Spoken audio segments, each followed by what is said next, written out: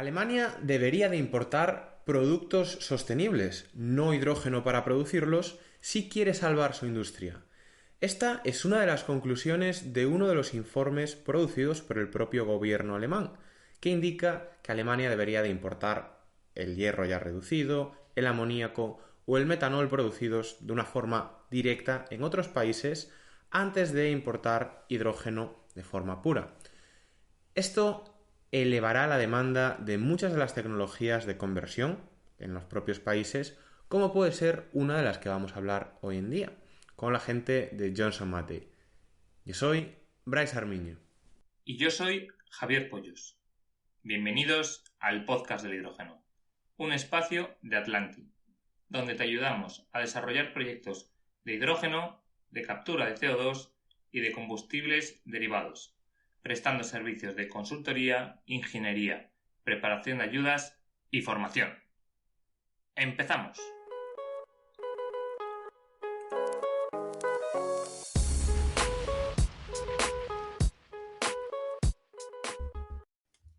Tenemos hoy en el podcast del hidrógeno a Javier Torroba, responsable de desarrollo de negocio para el área de combustibles y químicos sostenibles en Johnson Matthey. Javier, muy bienvenido al podcast del hidrógeno. Hola, buenos días y gracias por invitarme. Buenos días, Javier. Un placer tenerte aquí con nosotros. La primera pregunta obligada. ¿Podrías presentarte tanto a ti como a Johnson Matthey para aquellos que nos conozcan, nos puedan conocer? Sí, claro, sí. Pues como habéis dicho, mi nombre es Javier Torroba. Yo soy doctor en química por la Universidad de La Rioja hace ya unos cuantos años, más de 15 años que hice el doctorado en La Rioja. Y casi desde entonces pues he vivido en Reino Unido. Continué mi carrera en el ámbito académico con varias estancias postdoctorales, pero después enseguida me moví al área industrial, ¿no? Todavía en tecnología y en desarrollo en el área industrial. Y me uní a Johnson Matthey pues hace casi 13 años ya, ¿no? Y ahí es donde he trabajado desde entonces en varias áreas, hasta el punto en el que estoy ahora, que como habéis dicho, pues hoy en inglés lo que se dice Business Development Manager, en concreto para las tecnologías de Reverse Water Shift y Fischer-Tropsch, ¿no? Que, como sabéis, pues son fundamentales, ¿no? en esta nueva era de la transición energética para producir combustibles sintéticos. Y si ahora hablo de Johnson Matthey, pues yo creo que para los que no lo conozcan, que supongo que habrá mucha gente, pero es una de esas marcas muy reconocida en el mundo industrial.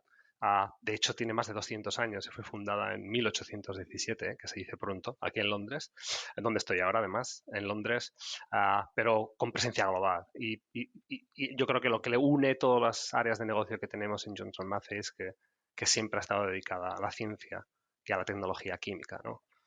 Y como ejemplo que yo siempre doy, cuando amigos y familia me preguntan, ¿no?, qué hace Johnson Matthey, pues yo digo, bueno, soy un poco friki en ese aspecto, ¿no? Siempre digo que por ejemplo, en el siglo XIX, Johnson Matthey fabricó los estándares de masa y medida para el Instituto francés, ¿no? Ese kilo y ese metro que luego se repartió por toda Europa a través de los franceses, ¿no? Que es muy interesante, pues fue construido o fabricado por Johnson Matthey, ¿no?, en el siglo XIX, que es interesante. Y luego en el tema de hidrógeno, pues el programa Apollo de los años 60 de la NASA ya tenía celdas de hidrógeno fabricadas por Johnson Matthey, ¿no? Que es muy curioso también. Y lo que es ahora nuestro negocio fundamental hoy en día son los catalizadores para coches, ¿no? Y 1 de cada 3 coches en el mundo lleva un catalizador de Johnson Matthey, ¿no? Y por supuesto, como sabéis, para eliminar para reducir, ¿no?, las emisiones de contaminantes y eliminar, por ejemplo, el monóxido de carbono, los NOxes, ¿no?, en ese aspecto. Pero yo creo que lo más interesante, y por eso estoy yo aquí además con vosotros, ¿no?, es lo que hacemos ahora, es el foco del futuro, ¿no? Y en este tercer siglo de Johnson Matthey el foco está claramente en tecnologías sostenibles para ayudar en la descarbonización del transporte y la industria, ¿no? Y muy concretamente, pues el SAF es una de ellas, ¿no? En la que, bueno, por aquí, para eso estamos hoy, ¿no? Para hablar de estas tecnologías y lo que hacemos. Exactamente, muy interesante. Y de hecho, esa es la primera pregunta que te vamos a hacer. Lo has comentado así un poco por encima, Fischer-Tropsch, el Water Gas Shift. ¿Qué hace Johnson Matthey exactamente dentro del sector del hidrógeno y de los RFNBOs, que poco a poco va captando seguramente más mercado dentro de vuestro negocio? Sí, sí, claro. Yo creo que por aclararlo, Johnson Matthey no es productora de hidrógeno o de combustibles ni operadora de plantas, ¿no? Nosotros somos desarrolladores de tecnología que, por tanto, pues, licenciamos a esos desarrolladores que quieren construir estas plantas. También proporcionamos catalizadores que van en sus plantas y ofrecemos pues, servicios de ingeniería, de diseño y de technical service, ¿no? Para lo que se necesite.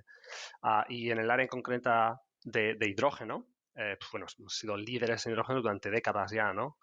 Por supuesto en hidrógeno gris, que es de lo que estamos hablando, ¿no? Hay líderes más de 60 años trabajando en este sector, ¿no? En muchas áreas, tanto también en metanol, ¿no? Pero en hidrógeno ahora, claro, estamos haciendo la transición hacia el hidrógeno azul y ahí pues tenemos unas tecnologías muy potentes que están siendo seleccionadas para proyectos pues, de escala mundial, por ejemplo en Reino Unido y en otros sitios, y incluso para green, ¿no? Para electrolítico, ya que fabricamos esos componentes que acaban en los electrolizadores y en las fuel cells, ¿no? Como he dicho, empezamos haciéndolo en los años 60 para la NASA y es por supuesto ahora una oportunidad enorme, ¿no? Si luego hablo de los combustibles, más allá del hidrógeno, digamos, en esa cadena de valor, pues las tecnologías que estamos poniendo hoy ahí pues son metanol, ammonia cracking, ESNG, o sea, es gas natural sintético, que se hace a través de syngas o de CO2, y en la que yo no estoy trabajando más concretamente, como pueden ser pues, Fischer-Tropsch y Reverse Voltage Shift, ¿no? Eso es más o menos el portfolio, pero tenemos otras muchas tecnologías relacionadas, ¿no? Y muchísimas en desarrollo, por supuesto. Javier, a mí me sorprende un montón ahora que te escucho que comentas que vuestro principal negocio son los catalizadores para los coches, ¿no? Sí. Que entiendo que es que paladio, platino, cosas por el estilo. Ajá. ¿Cómo pasas de ahí a plantas industriales, en petroquímicas? O sea, ¿es mucho conocimiento compartido o son cosas totalmente diferentes? No, es una buena pregunta y quizás lo tendría que haber dicho en la presentación. Yo creo que ese conocimiento, ¿vale? Subyacente en todas las áreas de negocio de Johnson Matthey es la química del metal, es catálisis, ¿no? Eso es lo que está en el Ujú. corazón de todo. Johnson Matthey empezó, como he dicho, hace 200 años como, pues como una purificadora y analista de metales preciosos, ¿no? De platino, de rodio. Eso es como funcionó aquí en Londres, no muy lejos de donde estoy ahora, ¿no? En una oficina, ¿no? Importando esos metales desde América, me imagino. Pero y eso es la clave, ¿no? La catálisis es todo conocer cómo funciona la química y todos estos procesos de los que estamos hablando ahora se basan en eso, se basan en catálisis.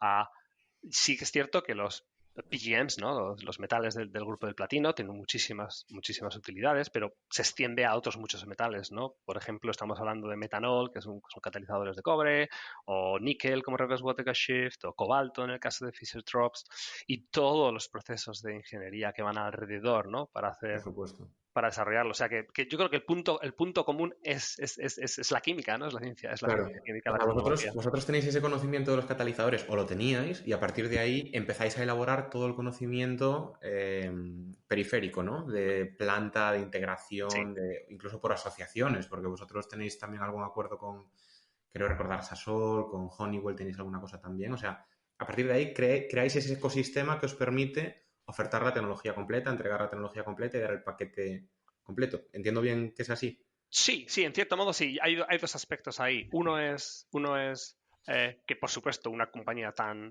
con tantos años ha adquirido otras compañías, se ha mezclado con otras, Bueno, se ha claro. dividido en otras, ¿no? Entonces, durante muchos años ha pasado muchas cosas, ¿no?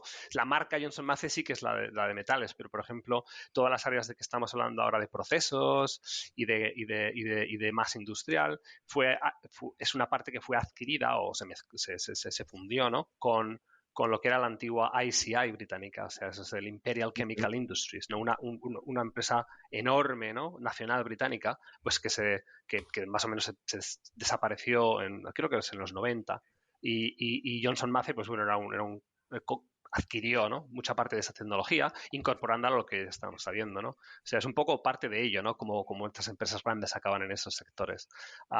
Y al final acaban convirtiéndose en una. Y luego en temas de las colaboraciones, hoy en día, lo que tú has dicho muy bien, como esos partnerships, sí, claro, es un poco eso, ¿no? Estamos en un mundo en el que en el que todo está cambiando muy rápidamente. Entonces tenemos que buscar esos complementos que nos ayuden de compañías que se entiendan entre otras. Entonces, sí que has mencionado una, lo tengo que decir, has mencionado Saso, que casualmente esa no es porque es de hecho uno de nuestros competidores más clave, ¿no? En el área de Fisher-Tropsch. Sasol, exacto, sí, sí.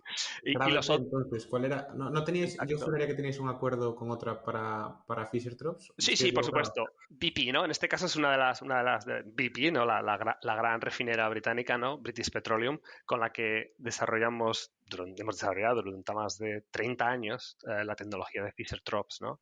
En este caso. Pero luego tenemos colaboraciones con otros como Dow, como KBR, por ejemplo, y en este área en concreto estamos trabajando muy cerca, por ejemplo, también de Honeywell UOP, como has mencionado, ¿no?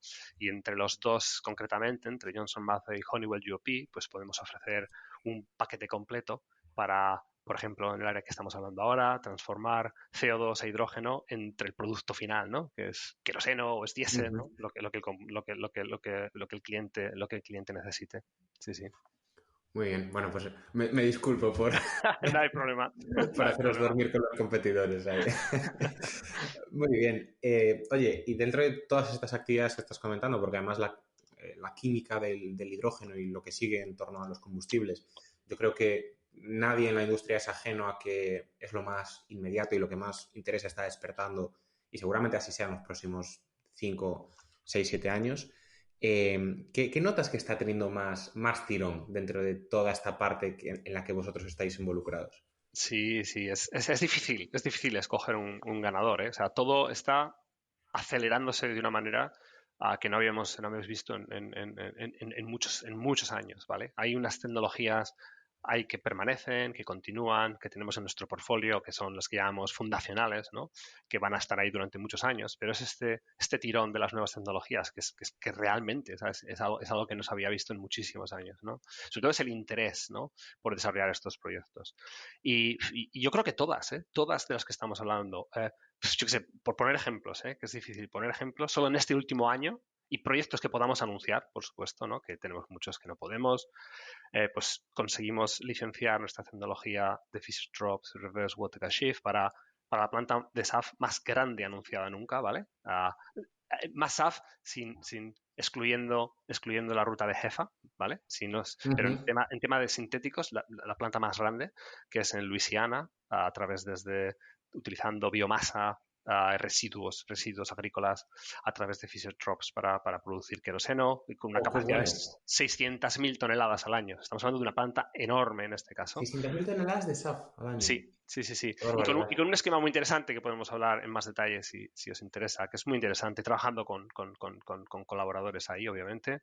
Pero luego también Jane ha sido seleccionada para HIF Global, ¿no? Que es esta compañía que está impulsando muchísimo el metanol en el mundo, para una planta en Uruguay de metanol para hacer gasolina, ¿no? De e-metanol para hacer gasolina después, y son 700.000 toneladas al año. Estamos hablando de plantas considerables, ¿no? Que están entrando en fase de ingeniería.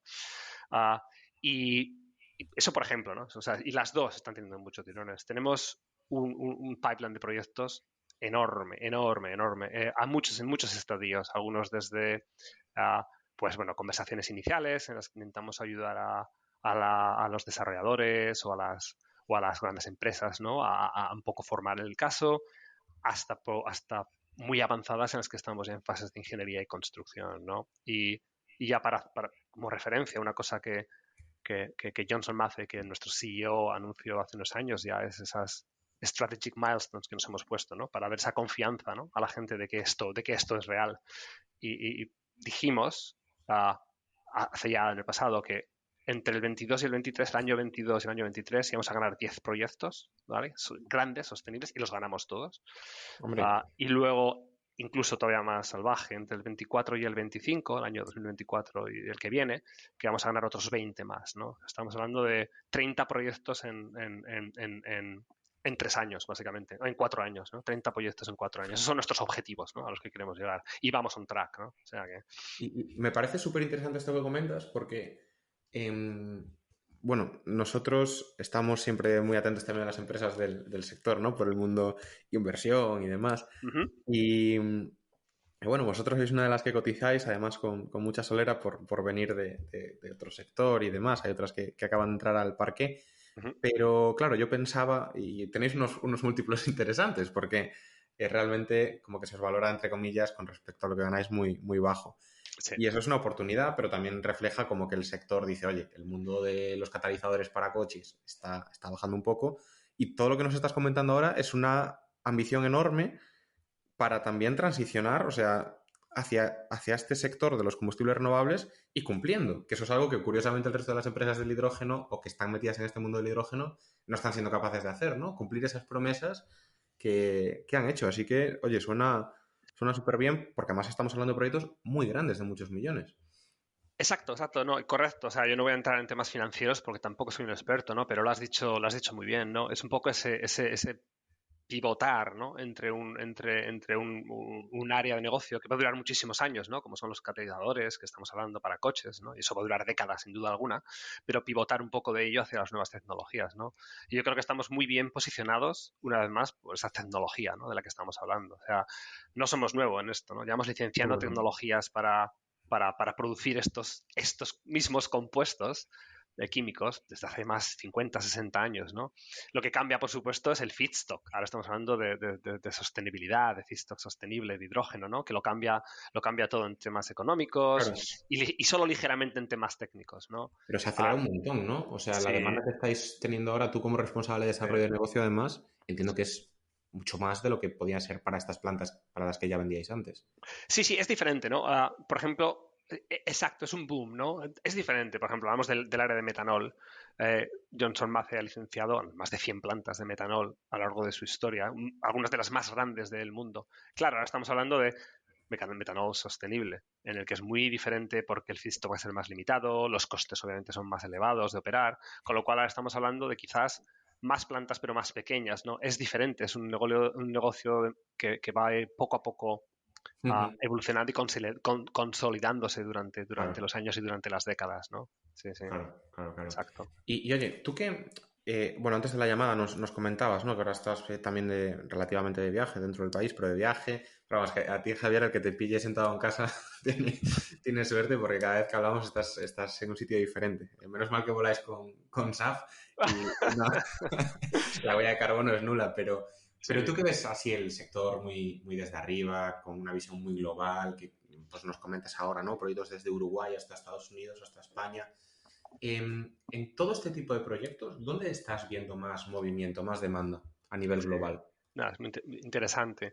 Yo creo que la demanda más sólida, está directamente asociada a las regiones que tienen legislación o incentivos, ¿no? Para producir este tipo de tecnologías. Y es claro, ¿no? El coste de estos combustibles producidos a través de estas tecnologías, fundamentalmente debido al coste del feedstock, siempre va a ser mucho más caro, ¿no? Entonces, necesitan de eso, de una de las dos, ¿no? Como dicen los ingleses, el carrot o el stick, ¿no? O sea, o la zanahoria adelante digamos, a través de incentivos, que es el modelo americano, ¿no? El modelo del Inflation Reduction Act, que Biden puso ahí para promover esos incentivos para la producción de hidrógeno y de combustibles, producciones locales y demás. O en Europa, que es más a través de los mandatos, a través de esos mandatos para, por ejemplo, en SAF, pues tener unos límites que creo que es un 7, un 8% para 2030 y con un submandato para e-fuel en concreto, ¿no? Uh, Eso es determinante, ¿no? Y es donde estamos viendo más tracción y sobre todo más aceleración en estos proyectos. Pero el interés se extiende en otros muchos sitios, ¿eh? Estamos hablando de Middle East, en Asia. Obviamente esas áreas quizás no vayan a tener sus legislaciones uh, tan rápido y tan robustas como en estas otras áreas, pero en el fondo van a convertirse en exportadoras de estos productos también, con lo cual hay muchísimo interés también en esas áreas. Puedo decir que tenemos proyectos en cada continente, y solo, excepto Antártica por ahora. Y en general, Tiempo al tiempo, ¿eh? sí, y por ser claro, yo trabajo más en el área de Europa y tengo compañeros en otras áreas, pero sí que viajo bastante con colaboradores y clientes, exacto, y conferencias y lo típico de este circo, sí. Pues no todas las empresas pueden decir que tienen proyectos en todos los continentes. Pues nosotros un poco igual que tú, ¿no? Estamos viendo un montón de actividad, ya centrándonos en el metanol y en el SAF, en renovables, donde estáis presentes. Nos lo has ido comentando poco a poco, pero quizás ahora resumirlo en detalle. ¿Qué tecnologías tenéis en estos dos combustibles, metanol y SAF? Muy bien, pues sí, déjame empezar por Fischer-Tropsch en principio, porque es mi área, ¿no? Y es de la que yo conozco en mucho más detalle. Luego, por supuesto, puedo hablar de metanol, pero en Fischer-Tropsch tenemos esta tecnología, bueno, por si acaso los oyentes no conocen, Fischer-Tropsch es tecnología para transformar syngas en crudo sintético, ¿no? Que fue descubierta como proceso químico hace más de 100 años, o sea, no es nada nuevo en ese área, ¿no? Pero nuestra tecnología, que le llamamos FT Cans, cans como de lata, pues es bastante ingeniosa, ¿no? Y la hemos desarrollado durante más de 30 años junto con BP, como he mencionado, nuestros colaboradores, y está basada en un flujo radial con catalizador de cobalto, con unas partículas submilimétricas, unas partículas, unos catalizadores, unos pellets de catalizador muy pequeño gracias a esta tecnología radial. Y digamos que aúna los beneficios de tecnologías de lecho fijo, como pueden ser la escalabilidad, es fácil de operar, pues, relativamente larga vida del catalizador en este caso, y la una con los beneficios de las tecnologías de lecho fluido, ¿no? Como pueden ser pues, el control de temperatura, que por supuesto promueve la conversión, una alta conversión, que es importante en este área, obviamente una conversión de ese CO e hidrógeno en el crudo sintético, pero también la selectividad, porque lo que queremos es que una alta selectividad para esos hidrocarburos útiles en este mundo, como pueden ser el queroseno y el diésel, ¿no? Y todo esto lo hacemos pues gracias a eso, una tecnología muy ingeniosa de flujo radial que además pues, tiene ese beneficio de un CAPEX muy bajo, ¿no? Siempre Fischer-Tropsch tiene esta percepción en la industria de ser grande, cara y difícil de operar. Y bueno, en cierto modo puede ser así comparado con otras, pero bueno, por ejemplo, esta tecnología lo que trae la nuestra es una reducción de un CAPEX de un 50% comparado con otras, ¿no? Similares y como decimos, relativamente fácil de operar, ¿no? Pero ¿cómo se alcanza esa reducción, Javier? Es por el flujo radial, ¿no? Digamos que es con una misma huella, digamos, es bueno, entrando quizás en unos poquitos detalles de ingeniería, que yo no soy ingeniero, por cierto, soy químico, pero bueno, estoy aprendiendo mucho. Tenemos la tecnología del hecho fijo, pues es típica para este tipo de procesos exotérmicos, es multitubular, ¿no? Entonces tienen Sí. pequeños tubos verticales metidos en un reactor más grande, ¿no? Entonces tubos tienen que ser bastante pequeños en diámetro, de unos centímetros quizás, para promover ese intercambio de calor muy adecuado, ¿no? Claro, como nosotros tenemos una tecnología radial, lo que quiere decir es que dentro de esos tubos ponemos como diferentes secciones, lo que llamamos latas, ¿no? Por eso el nombre de la tecnología FT-CANS, son latas, en los que el flujo del gas va a ser radial, o sea, desde el centro hacia los extremos. Vale. En cada lata, que puede tener un tamaño de unos 30, 40 centímetros más o menos de largo. Y lo que eso eh, produce es una distancia total de la cama, ¿no? Del lecho, que Claro. es muchísimo menor que la que tienen los otros tubos, ¿no? Con lo cual podemos disminuir el número de tubos significativamente y el tamaño, con lo cual también reducimos el CAPEX, ¿no? Claro, o sea, digamos que sois capaces como de hacer que incremente la superficie de contacto en ese desplazamiento y entonces, digamos que ante una misma altura de reactor tenéis mucha más superficie de contacto y por tanto podéis tener menos tamaño de reactor Exacto, que sí, otros sí, sí. competidores. Vale, vale, vale. Exacto, o manteniendo el mismo tamaño de reactor, podemos Y poner más más capacidad. tubos, más y por tanto más capacidad. Vale, Exactamente. vale, vale. Y la ventaja es el intercambio de temperatura, porque una reacción como esta, exotérmica, tiene que estar muy bien controlada, ¿no?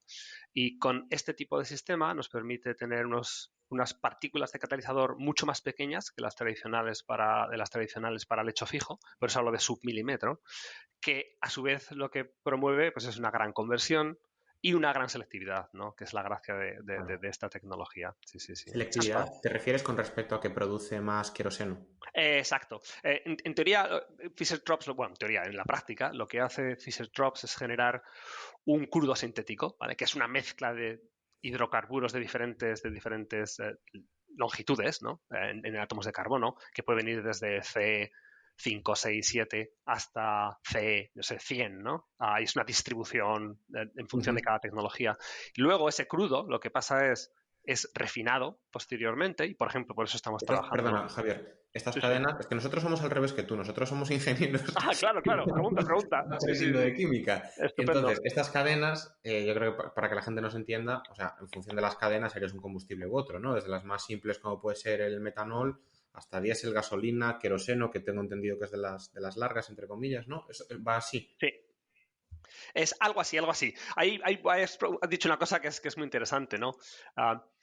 En principio sí, eso es, ¿no? Pero hay que entender primero que los fueles, los combustibles, realmente no son una molécula, son una mezcla de muchas moléculas, ¿vale? O sea, por ejemplo, estamos hablando de que el queroseno lineal, ¿no? El queroseno es mezclas de entre C9 y C15, o sea, quiere decir, desde moléculas que tienen 9 átomos de carbono hasta moléculas que tienen 15 átomos de carbono y se mezclan con diferentes aromáticos lineales y tal, ¿no? Para conseguir esas propiedades óptimas que los fueles necesitan de fluidez, temperatura, ¿no? Y cosas así. Entonces, no estamos hablando de una molécula pura, estamos hablando de mezclas, ¿no? De muchas moléculas. Y entonces, con este proceso de Fischer-Tropsch se genera un crudo, que es básicamente un crudo como podría ser petróleo, pero muchísimo más limpio y solo con compuestos lineales, que después se craquea, digamos que se refina para extraer de ahí pues la fracción que al cliente le interesa, ¿no? Que en este mundo actualmente es fundamentalmente queroseno, ¿no? Como estamos hablando. Sí, sí, sí. Pero con la misma tecnología, y tenemos proyectos que así se está utilizando, se puede hacer diésel, por ejemplo, ¿no? Y en Estados Unidos tenemos varios proyectos interesados en la producción de diésel renovable, ¿no? También con la misma tecnología, fundamentalmente. Misma, que cambia después del reverse water gas shift. ¿Cambia después o cambia en la propia tecnología también para producir Exacto. más o menos diésel? Claro, lo que cambia más bien es el refinado, ¿no? Si lo ponemos en orden todo, tenemos, cuando hablamos de la tecnología o la ruta desde CO2 a hidrógeno, ¿vale? Si hablamos desde esta ruta, primero lo que tenemos en el frente es reverse water gas shift, que es para transformar ese CO2 en presencia de hidrógeno en syngas. Y el syngas es una mezcla de monóxido de carbono, hidrógeno restante y algo de CO2 que no ha reaccionado, ¿no? Eso sería el syngas. Eso es lo que viene, digamos, lo primero que entra, ¿no? En nuestros límites. Ese syngas es el que se utiliza o el que se pasa a través del proceso de Fischer-Tropsch y se convierte en este crudo sintético que estamos hablando, ¿no? Que muchas veces se les conocen como waxes también, como ceras, ¿no? Porque es un producto así como muy denso. Luego ese es el producto en el que tiene que ser refinado y ahí es donde trabajamos, por ejemplo, con Honeywell o con otros, tiene que ser refinado y es de donde salen los combustibles finales, ¿no? Que pueden ser con los que el cliente de hecho está eligiendo. Puede ser, pues quiero queroseno o quiero diésel o quiero una mezcla de ambos, por ejemplo, ¿no? Pero Y eso se ya puede. es una ruta, o sea, esa parte ya es súper conocida en la industria, quiero decir, ahí. Exacto. Vale, Sí, vale, tienes vale. razón. Tiene ligeras diferencias porque el crudo sintético, lefty crude, es más limpio, es alifático, o sea, la composición es ligeramente diferente, obviamente, que otros tipos de crudo, pero realmente que los principios de la tecnología son muy similares. Sí, sí. Vale, vale, vale. O sea que hay muchas industrias tipo, yo que sé, petroleras bueno, empresas que ya tengan infraestructura, sí que ahí también pueden como tener sinergias, vamos a decir, por unidades que ya tengan existentes, poder utilizarlas para esta última parte o no es algo que se contemple. Yo creo que es posible. Claro, dependerá, no soy un experto en esa área, ¿no? Pero dependerá de para lo que se estén utilizando en ese Vale. momento, del valor, claro, que estamos hablando del potencial valor de estos combustibles es muchísimo mayor que el de otros, ¿no? Entonces, es un poco de cómo se van a administrar. Pero sí, en principio sí, ¿no? Y de hecho, es un factor muy importante para nuevos proyectos, ¿no? Cualquier nuevo proyecto en un greenfield, ¿no? En un área completamente nueva, va a ser muchísimo más costoso y complicado de producir. Por supuesto se puede y tenemos muchos, pero más costoso que uno que sea en un brownfield, porque habrá muchas otras utilidades, ¿no? Que se llaman utilities que se pueden compartir y sinergias. Pueden ser desde purificación de agua, planta eléctrica, podemos hablar de purificación de ciertos gases, incluso también, como estás diciendo, ciertas partes del refinado o Hasta el parking, si te pones. Exacto, sí, tanques de almacenamiento, con lo cual proyectos en brownfields no tienen muchísimo potencial por esa razón, exacto. Y luego, por supuesto, metanol, si queréis puedo hablar un poquito de metanol, sin enrollarme mucho, pero en metanol, pues yo creo que la clave es que tenemos un amplio portfolio de tecnologías que se adaptan a las necesidades del proyecto, ¿no? Como hemos dicho, tenemos más de 100 plantas de metanol, ¿no? Licenciadas y diseñadas por Johnson Matthey por supuesto, en otro mundo, que es el mundo gris, ¿no? Todavía muy presente. Pero en el fondo son las mismas tecnologías que se pueden adaptar, diseñar y optimizar para un uso sostenible, porque es una cuestión de dónde viene ese feedstock, ¿no? Y tenemos una tecnología que le llamamos Emerald, que es para producir metanol desde CO2 e hidrógeno, con un gran rendimiento en la utilización del carbono y de hidrógeno, y se puede diseñar con un gran rango de escalas, ¿no? Como he dicho antes, unas plantas bien grandes. Luego también tenemos tecnología para biometanol, que se puede producir pues, desde syngas, que ese syngas puede venir desde biogás o puede venir desde pues una planta de gasificación, ¿no? De residuos municipales o de biomasa. En biometanol, Javier, Sí. entiendo que parte ya del reactor, ¿verdad? Lo que es la gasificación, el tratamiento de los gases previo, no. Exacto. En ese caso, podemos tratar los gases previos. Johnson Matthey lleva en esa industria muchísimos años, pero lo que es la gasificación, eso no es una parte que nuestra compañía cubre, pero estamos trabajando muy cerca de todas esas tecnologías tan interesantes de gasificación también, ¿no? Porque digamos que tenemos que estar preparados para integrarnos y optimizar ese proceso y digamos, Vale, los conocemos a todos, los conocemos todos. me la anoto para preguntarte post-entrevista, que tenemos Muy bien. hay un par de cosas que comentar. Muy bien. Y yo creo que la última que es muy interesante que tenemos, que es, porque por ahora hemos estado hablando de tecnologías para producir SAF o metanol, que son todos compuestos lineales, pero no estamos hablando de compuestos aromáticos. Y luego podemos hablar de eso, pero al final el jet fuel, ¿no? que entra en un avión hoy en día, tiene que tener parte de aromáticos también, porque provienen del fósil ahora mismo. Y con estas tecnologías de las que hemos hablado, solo tenemos alifáticos, ¿no? Lineales, o otra vez términos químicos de ahí. Y tenemos esta tecnología que le llamamos bioforming, que la desarrollamos con la empresa americana Virent hace ya unos cuantos años, que es para producir estos compuestos aromáticos desde residuos de azúcares y biomasa rica en glúcidos, que por supuesto tienen mucho más interés en áreas como América o Sudamérica, en la que pues, hay mucho de ese tipo de biomasa y esa industria, no más que en esta parte de Europa. Pero es interesante porque casi nos permite completar ese 100%, ¿no? del queroseno que puede, o del jet fuel, puede ser exactos, ¿no? que puede ir en un avión. ¿De qué porcentaje estamos hablando? Depende, yo creo que es algo así como entre un 85-15%. Es un 85% de alifáticos o de carne lineal parafínicos y un 15% de aromáticos, más o menos. Eso es ahora con la legislación que hay, en la que, según entiendo, permite hacer una mezcla, un blending de 50% de este queroseno sintético, ¿no?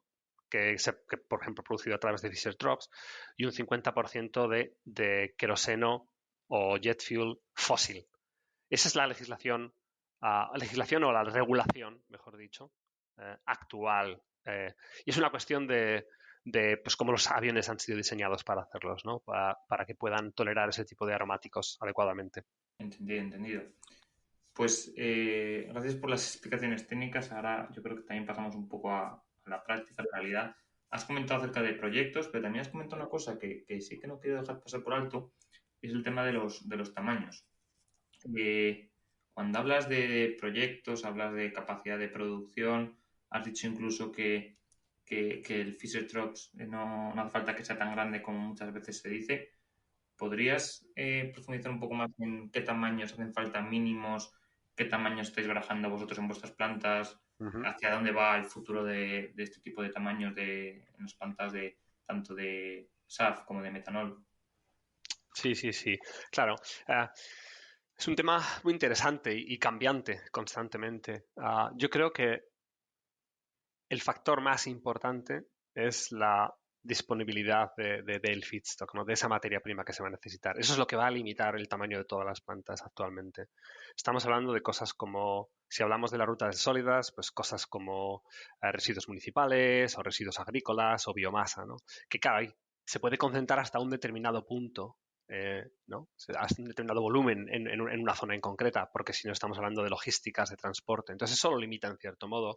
Si hablamos de e-fuels, claro, tenemos ese CO2 biogénico de buena calidad bueno, que está en demanda y hay que concentrarlo en un particular, en sitio en concreto, pero sobre todo también tenemos el hidrógeno, ¿no? El hidrógeno o los electrones, si quieres, que es el punto de partida también para estas rutas.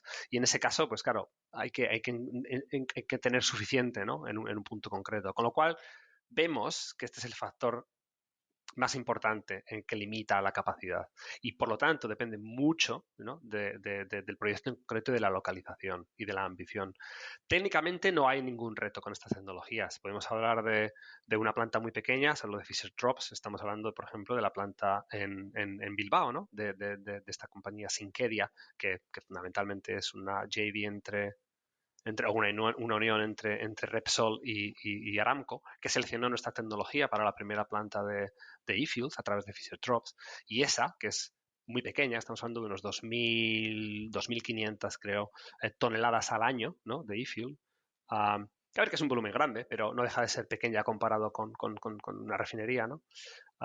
Hasta luego, por ejemplo, estamos diseñando ahora en la fase de ingeniería una de las plantas más grandes, ¿no? Que estamos hablando de 600.000 toneladas de queroseno. En este caso con un esquema muy interesante. Y la diferencia es, bueno, yo creo que es un poco el feedstock, ¿no? En una estamos hablando de una e-fuel, que es, por supuesto, más novedosa la tecnología y para demostrarla también. Y en el otro caso, en el grande, estamos hablando de biomasa en una zona como Luisiana, en el sur de América, en el que hay mucho, mucho residuo agrícola, ¿no? En este caso de caña de azúcar. Un poco depende de eso, ¿no? Más que de lo que es el tema técnico. Y, por supuesto, siempre animamos a los desarrolladores y al cliente a intentar subir esa escala, porque la economía, ¿no? Economies of scale son muy importantes en este tipo de tecnologías, ¿no? Y se van volviendo más baratas proporcionalmente según va creciendo exponencialmente, ¿no? O sea, es un Justo. poco la idea. Y en Sí. ese sentido, perdona que te interrumpa, Javier, en economías de escala, Uh-huh. ¿cuál diríais que es un tamaño estándar con el que ya se empiezan a estabilizar los costes de producción? No hay. Yo No existe. tengo que decirte que en función de lo que nosotros sabemos no hay un tamaño estándar. Y en el fondo es también una cierta ventaja de que ciertas tecnologías como la nuestra pueden adaptarse al tamaño adecuado. Y eso se decidirá en un futuro poco a poco según vaya el mercado, ¿no? Digamos que cada proyecto es único actualmente, como hemos dicho, porque el scope, o sea, el esquema que se utiliza en la planta puede ser diferente, porque estamos hablando de que utilizamos, por ejemplo, un poco de gas, un poco de biogás, un poco de hidrógeno, un poco de biomasa. Y en ese caso, resulta que la optimización, ¿no? Nos lleva a un punto concreto, o podemos hablar de que hay muchísima biomasa, o podemos hablar de que estamos en zonas en las que la energía renovable en la red directamente es muy barata. O sea, cambia muchísimo en función de la zona, ¿no? Y es muy difícil poner un tamaño. Digamos que en nuestro portfolio de muchísimos proyectos, estamos hablando de casi 100 proyectos, en muchas etapas, ¿eh? O sea, no quiero decir que sean 100 plantas, son prospects que estamos hablando. Tenemos desde, como estamos hablando, plantas de 500, 600, 700 barriles al día, hablando en barriles ahora, 500, 600, 700 barriles al día de crudo, hasta plantas de 20.000 barriles, ¿no? Esa es una escala enorme y muy grande, como puedes ver. Sí, sí. Y generalmente yo creo que una norma, una distribución que vemos es que si estamos hablando de e-fuels, ¿vale? De plantas desde CO2 e hidrógeno, tienden a ser más pequeñas, más o menos por la distribución, que las plantas que vienen desde biomasa o a través de gasificación, ¿no? Y es lógico, ¿no? Es el coste de ese feedstock y del hidrógeno en particular que determina eso. O sea que yo creo que los factores son más bien coste y localización que realmente tecnológicos. En este momento, ¿no? En este momento en el que estamos en el mundo. Sí. Y yo, bueno, voy a centrar la pregunta en la parte de metanol y de SAF. ¿Qué flexibilidad ofrecen este tipo de plantas? O sea, sí que es cierto que esto es algo que preocupaba más hace tiempo, ¿no? Ahora yo creo que casi todo el mundo tiene bastante claro que estas plantas tienen que operar de forma constante, pero aún así hay mucho interés, ¿no? En perseguir esa disponibilidad y sobre todo esa flexibilidad de las plantas para vincularlos a la electrólisis. ¿Qué podemos estar encontrándonos? Sí, no, correcto. Es una buena pregunta y que no tiene una respuesta tecnológica, ¿no? Fácil y directa y demostrada. Estamos hablando de que la industria química, y particularmente de este tipo de procesos, está acostumbrada a trabajar siempre ¿no? a full capacity, ¿no? A nameplate capacity, a Ujú. todo lo que se pueda para maximizar ese CAPEX, para las operaciones y para todo. Particularmente cuando hay procesos de alta temperatura, no se puede ciclar tan rápidamente, ¿no? Arriba, abajo, porque hay estrés térmico, hay procesos tienen que entrar, ¿no? En un régimen efectivo también. Pero entender. Perdona, Javier, Sí, ahora sí, que estás comentando eso del tema térmico sí, y sí. relacionándolo con lo que decías antes, ¿no? De que vosotros dimensionáis esas latas para que, bueno, la liberación de calor y el intercambio sea óptimo. Sí, sí. ¿Afecta también que opere a un rango o a otro con respecto a esa eficiencia del catalizador? Sí, esa es una pregunta interesante. Primero, te diré que no redimensionamos las latas, ¿no? Esa es la idea un poco. Las latas son siempre del mismo tamaño. Lo que hacemos es poner más o menos de ellas, ¿no? Esa es un poco la ventaja que tenemos. A esos tubos, digamos, se ponen más tubos o menos tubos, ¿no? En un reactor. Y sí, sí. De todas maneras, los procesos tienen que ser controlados a una temperatura muy concreta, con lo cual no se quieren tener subidas o bajadas de temperatura, Vale. ¿no? Entonces, claro, hay que mantener la temperatura alta quizás por otros medios y cosas así, ¿no? Es un poco lo que Ujú. estamos hablando con la flexibilidad. Y si vuelvo ¿no? a la pregunta anterior, eh, sabe, ¿no? Y sabemos que tienen cierta flexibilidad todas estas tecnologías y pueden bajar, pueden subir dentro de un determinado rango, ¿no? Pero es un área que la que todos, yo creo que toda la industria está trabajando para entender un poquito más, ¿no? Las recomendaciones siempre a los desarrolladores es hacer lo posible para mantener un flujo constante. Y la razón es muy simple, es maximizar toda esa inversión en CAPEX, ¿no? Que se está poniendo ahí para que el producto, ¿no? tenga el menor coste posible al final. Claro, o sea, esto es fácil de decirlo, pero luego tenemos que tener hidrógeno y electricidad Sí, disponible, no, ¿no? claro, es que al Exacto, final el CAPEX pasa a ser solo de la planta química a ser de la planta de hidrógeno, de almacenamiento, de exacto, costes eléctricos si te vas correcto. a mayor régimen de operación. Pero, ¿te atreves a dar alguna, no sé, igual estamos hablando de un 20 a un 100% o de un 60 a un 100% con respecto a ese nameplate capacity, ¿no? Que mencionabas antes? Eso es un poco, ¿no? O sea, no tiene por qué estar siempre funcionando al 100%, ¿no? Entonces hay un rango en el que puede bajar generalmente, no sé, depende de las tecnologías, ¿no? Es muy variado, pero podemos decir que podemos bajar hasta como tú has dicho, un 60% quizás, y, Ujú. y Ni tan todavía mal. Mira, funciona, y todavía funciona a un régimen eficaz, ¿no? Sin ningún claro. problema. Claro, si ya empiezas a bajar, tienes que pensar que más de ahí, que todo el tipo de equipación como compresores, filtros, heat exchangers, todo ese tipo de cosas, se han dimensionado, ¿no? Para un tamaño en Exacto. concreto, con lo cual empiezan a no ser tan eficaces y entonces va a tener una cierta penalización de coste energético, ¿no? Obviamente, ¿no? Cuando empiezas a bajar más. Ujú. Claro. Pero dependerá, ¿no? Dependerá. ¿Pueden seguir operando? Por supuesto que pueden seguir operando a menor capacidad, pero entonces ahí ya el coste no va a ser relativamente igual. Entonces es No, una. y que no es toda la planta, ¿no? O sea, como que a veces os Exacto, mandamos el marrón encima y claro, yo qué sé, nosotros en SAF hemos hecho un par de cosas, no demasiadas, pero por ejemplo en metanol, que sí que tenemos un montón de experiencia, al final lo que más te preocupa es el reactor, porque luego tienes metanol crudo de por medio, que puedes almacenar mucho más tiempo y que puedes ya, pues, la columna de destilación o las columnas de destilación tenerlas en régimen constante. Entonces, entiendo que incluso una planta de SAF de Reverse Water Gas Shift, tienes todavía más puntos incluso intermedios para darle flexibilidad, ¿no? Esas ceras que comentabas o, bueno, el propio gas de síntesis entiendo que no se almacena, pero ya una vez que empiezas a hablar de líquidos, sí que exacto. tienes también mucha más flexibilidad ahí, ¿no? Absoluto, exacto, correcto, correcto. Y eso es un poco la idea, ¿no? Es cómo ayudar a los desarrolladores en, en- en- en las condiciones concretas de ese proyecto, de esa planta, como hemos hablado de cuánto feedstock, de cuánta electricidad, de si se puede conectar a la red, es intentar ayudarles con ese conocimiento para minimizar esas fluctuaciones en la planta. Y eso se puede hacer con, exacto, como tú has dicho, con productos intermedios, se puede hacer con, bueno,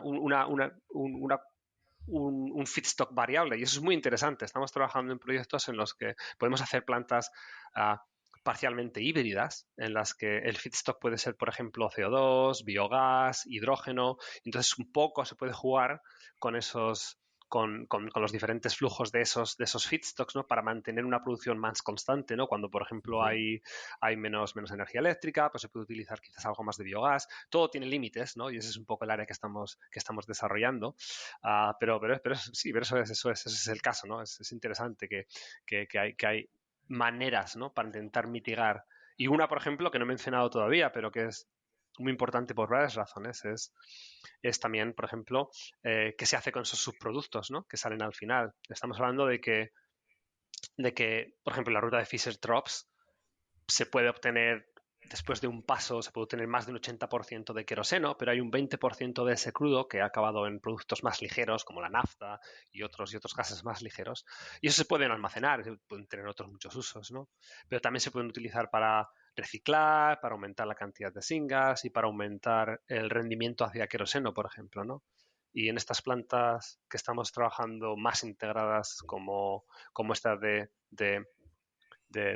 Luisiana que he mencionado, de DG Fuels, ¿no? En Luisiana, el feedstock es residuo agrícola, pero también hidrógeno, ¿vale? Y también hidrógeno. Entonces, la manera en la que lo hemos diseñado es para utilizar ese syngas que viene de la gasificación, pero también estamos reciclando, ¿no? Esos subproductos como la nafta o ciertos off-gases que no tienen un valor para este proyecto en concreto, pues los reciclamos de vuelta a nuestras unidades Qué bueno.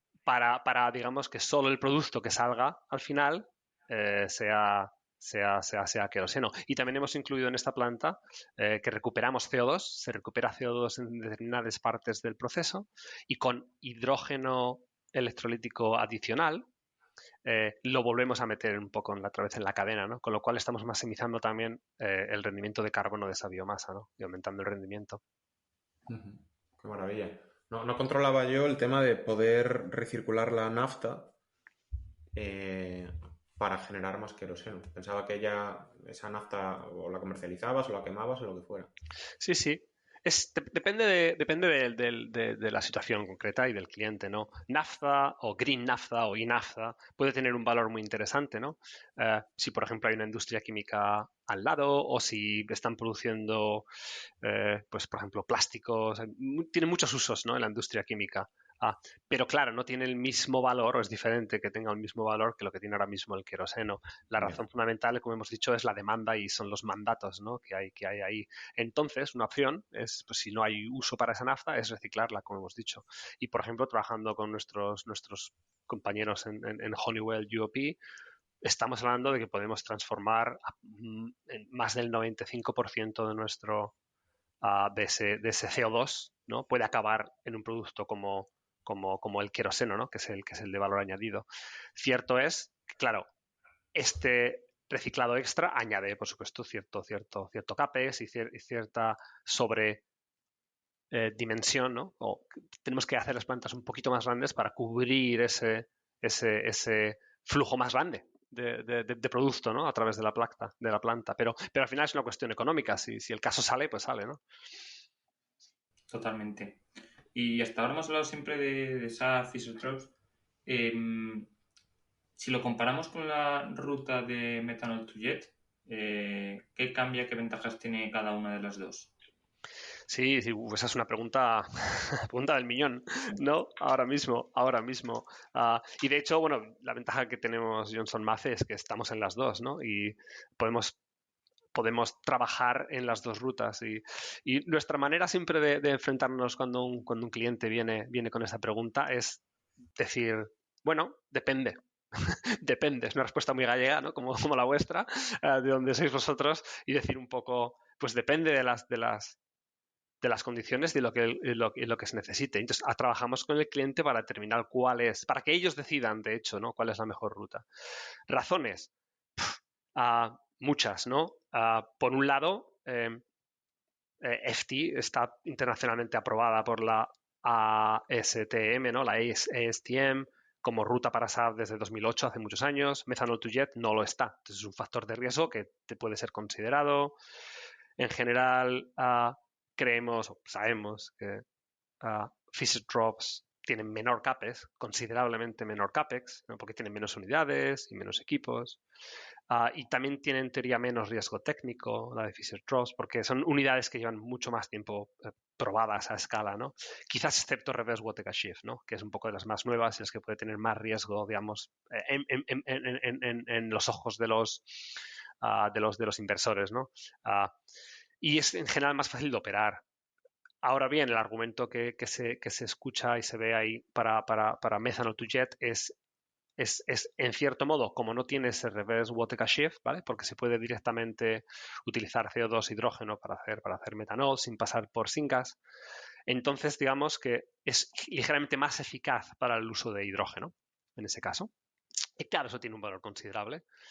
Y por otro lado, tienes ese potencial de un producto intermedio que puede tener valor, ¿no? Como es el metanol, ¿no? Mientras que el Fischer-Tropsch Crude también puede tener valor, pero no es tan claro como el valor del metanol, con lo cual ciertos modelos de hub and spoke, ¿no?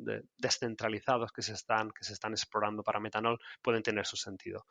Pero de nuevo, depende de cada proyecto, de dónde esté, de la escala del coste de las materias primas, ¿no? Y estamos viendo que, bueno, que las dos rutas están teniendo mucho interés y mucho éxito, ¿no?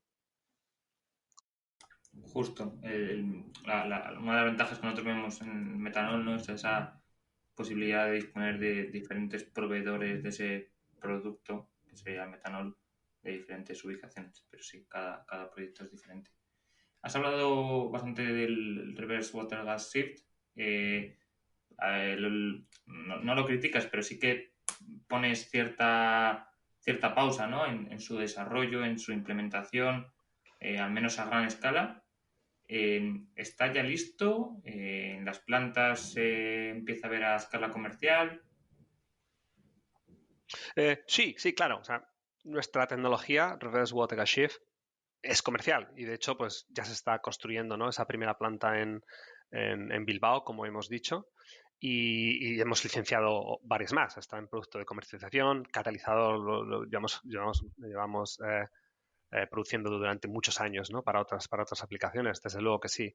Yo creo que está bien decir que es, digamos, una de las tecnologías que tiene que demostrarse lo antes posible, pero por otro lado creemos que va a pasar muy rápidamente. Y la razón en nuestro caso es muy clara. Cuando desarrollamos Reverse Water Gas Shift, ¿no?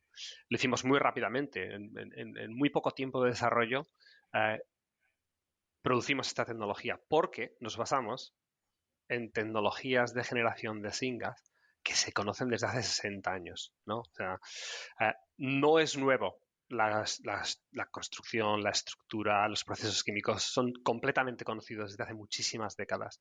Y nosotros hemos basado nuestra versión de la tecnología, que le llamamos Hycogen, esa es la marca, la hemos basado en tecnologías que conocemos muy bien, ¿vale? Y que hemos desarrollado, construido y están utilizándose, ¿no? En muchísimas plantas. Por supuesto no es igual porque se está trabajando en un modo diferente, ¿no? En este caso estamos consumiendo ese hidrógeno y ese CO2 para hacer monóxido de carbono, mientras que habitualmente el uso de estas tecnologías es diferente, ¿no? Es digamos, el reverso, ¿no? Por eso da ahí el nombre. Pero en el fondo no hay magia, ¿no? Y nosotros elegimos esta ruta porque pensamos en una tecnología para ir lo más rápidamente posible al mercado, ¿no?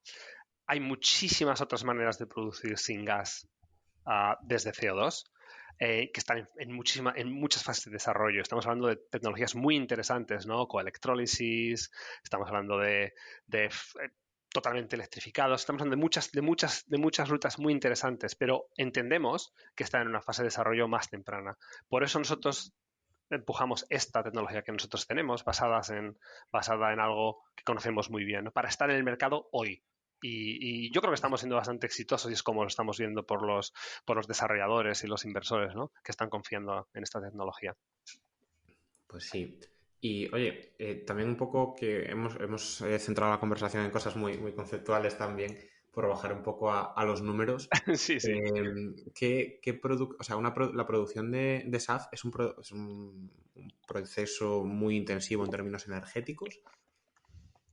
Sí, sí, muchísimo, muchísimo, ¿no?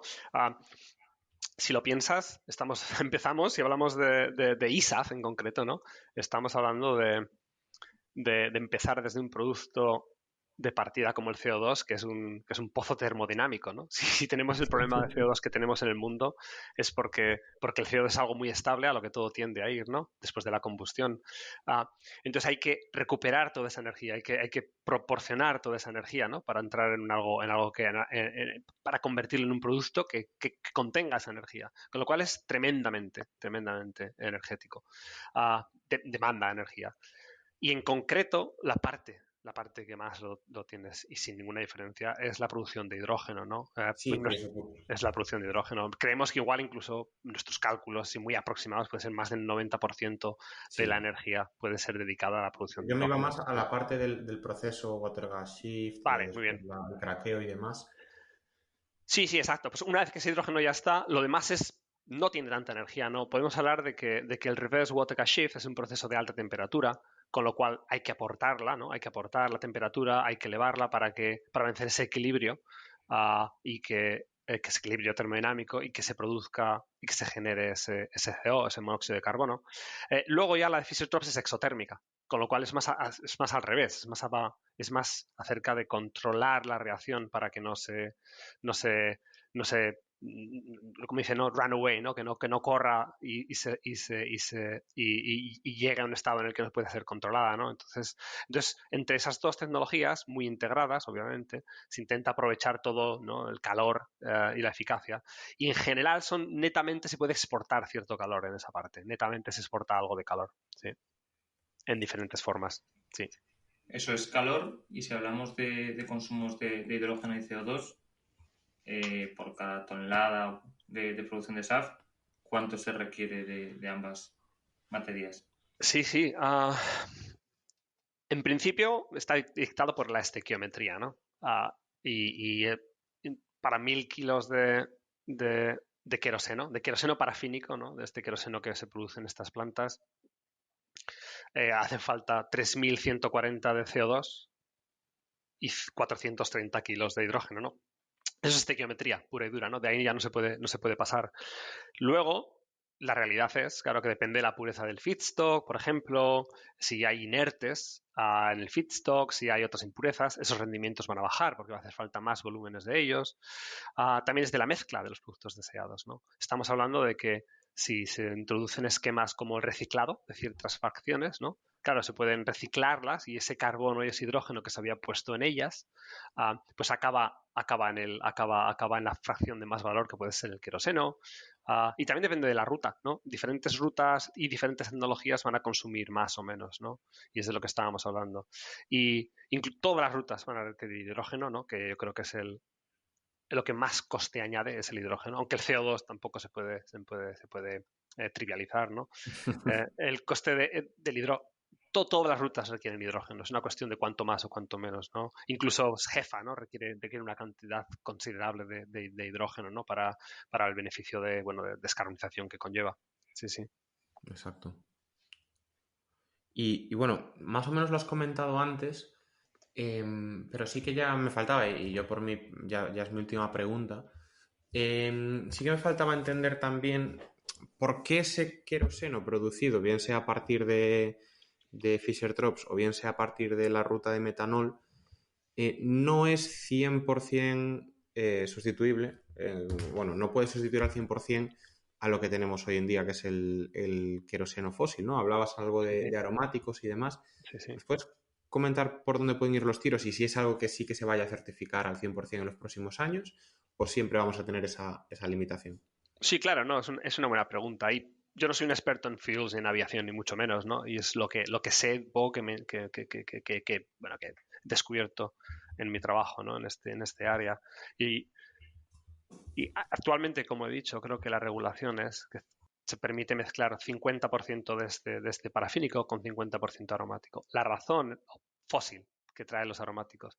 La razón es, yo creo que son los motores y los sistemas de mezclado, de bombeo que tienen los aeropuertos y los aviones. Los productos aromáticos reaccionan, digamos, o interactúan con los sellos, con las partes de las bombas y tal, de una manera determinada, ¿no? Y una vez que han visto esos compuestos aromáticos, los necesitan, ¿no? Para que no haya problemas en los sistemas. O sea, no es una cuestión energética, no es una cuestión de nada, es una cuestión de qué es lo que se ha utilizado siempre. Entonces, sabemos que las compañías de ensayadores de motores, ¿no? De motores de avión, están trabajando en motores que sean 100% alifáticos, que ya no necesitarán esa parte de aromática de ser mezclada. O sea, técnicamente no es un reto. Es un poco más de que tenemos que pensar que los aviones que están ahí ahora volando, ¿no? O que se están fabricando hoy en día, van a estar en el mercado 20, 30, 40 años, ¿no? Esos aviones van a volar durante muchísimos años, con lo cual tenemos que pensar en tecnologías que digamos, puedan alimentar, ¿no? Que puedan servir toda esa enorme flota que hay en el mundo durante muchos años, ¿no? Y por eso yo creo que es este debate esta solución de intentar mezclarlo de alguna manera. Pero sí, pero de todas maneras sí que se puede hacer sosteniblemente, ¿no? Sintéticamente. Y es mezclando alifáticos con aromáticos también sostenibles, ¿no? Por ejemplo, como he dicho, nosotros tenemos esta tecnología que es Virent, que produce Bioforming, desarrollada con Virent, que produce aromáticos desde residuos agrícolas. Y no sé si visteis, yo creo que fue hace un par de años, este vuelo de Virgin Atlantic, el año pasado, Virgin Atlantic, que voló desde Londres a Nueva York con 100% SAF, ¿no? Y ese llevaba 88% del combustible era HEFA, ¿no? Era alifático a través de la ruta de HEFA. Y el 12% restante era aromático, producido por la tecnología de Johnson Matthey, de hecho, ¿no? O sea, y voló perfectamente con motores de hoy en día, o sea, no había una modificación, ¿no? Y no hubo ningún problema. O sea, es un poco de que la legislación poco a poco va a ir adaptándose también, ¿no? A cómo se haga. Pero en el tema de la mezcla de aromáticos y alifáticos parece que sí, ¿no? Que durante muchas décadas se van a necesitar los dos. Pues Javier, yo creo que aquí podemos dar por cerrada la entrevista y el episodio. No sé si quieres comentar alguna cosa más, alguna predicción que hagas de cara al futuro. Adelante para dar. No, predicción para el futuro, me ha hecho gracia. ¿Quién sabe, no? Predicción para el futuro. Yo creo que es un poco resumiendo. Espero que haya conseguido transmitir entusiasmo, ¿no? Este entusiasmo que tenemos por esta área. Es una oportunidad fantástica que empresas como la nuestra está viendo ahora mismo de aplicar toda esta tecnología que tenemos, ¿no? Que tampoco es tan nueva, ¿no? Es una cuestión de desarrollarla en un mundo nuevo, con feedstocks sostenibles, con desarrolladores que son valientes y están sacando proyectos muy interesantes, ¿no? Adelante. O sea, es fantástico. Sí, vemos como toda la industria está cambiando muy rápidamente y es algo bueno, muy positivo desde mi punto de vista, ¿no? Predecir el futuro, no lo sé. Simplemente que necesitamos el SAF, ¿no? Necesitamos el SAF, necesitamos combustibles, necesitamos decarbonizar la industria y no hay otra manera, ¿no? Se puede electrificar todo hasta cierto punto y tiene mucho sentido electrificar el transporte de carretera y, por supuesto, la generación de energía, pero habrá áreas como de la que estamos hablando ahora mismo, o el área de la industria química que no puede ser descarbonizada con electrificación, ¿no? Tenemos que buscar vías alternativas, ¿no? Así que, bueno, ahí estamos. Pues ahí queda esa, no predicción, pero sí ese ánimo en el que nos descarbonicemos por medio del SAF y los combustibles sintéticos. Pues Javier, muchas gracias por acompañarnos durante el día de hoy y mucha suerte para los retos que vengan en el futuro. Nada, muchas gracias por la invitación. Ha sido un placer. Gracias, Javier. Un abrazo. Un saludo. Adiós. Y hasta aquí ha llegado el capítulo de hoy, en el que hemos tenido la suerte de entrevistar y contar con Javier Torroba, quien nos ha contado todo lo que están haciendo desde su empresa con los combustibles sostenibles como el SAF o el metanol, desde Johnson Matthey. Esperemos que os haya gustado y que nos acompañéis durante los próximos episodios, ya que es mucho lo que tenemos y queremos contar. Dadle a like y suscribiros para ayudar a que este podcast crezca. Todas vuestras valoraciones serán bien recibidas en el correo elpodcastdelhidrógeno@gmail.com o en los comentarios de las principales plataformas. Un abrazo grande y hasta la próxima semana.